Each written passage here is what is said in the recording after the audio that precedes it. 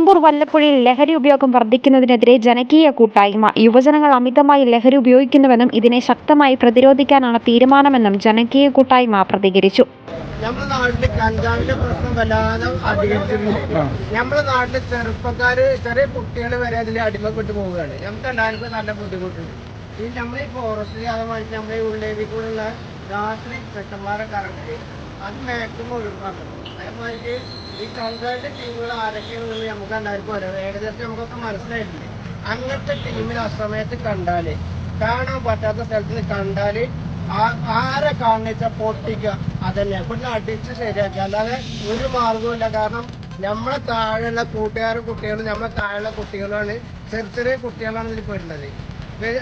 നമ്മളെ ഏജ് കഴിഞ്ഞാൽ ചെറിയ കുട്ടികൾ ഒരുപാട് ഇതിൽ പെടുന്നത്, സ്കൂൾ കുട്ടികളൊക്കെ ഇപ്പോൾ ഒരുപാട് പേർക്ക് ഈ പ്രശ്നം വന്നിട്ടുണ്ട്. അതുകൊണ്ട് തന്നെ ഈ നാട്ടിൽ ഇത് പ്രശ്നം ഉണ്ടായാല് അങ്ങനത്തെ ആൾക്കാരെ ഈ ഭാഗത്ത് വെച്ച് എവിടുന്ന് കണ്ടാലും അടിക്കുന്നതിനാണ് ഇവിടെയുള്ള മുഴുവൻ ജനങ്ങൾക്ക് തീരുമാനം. പൊട്ടിക്കുക ചെയ്യും.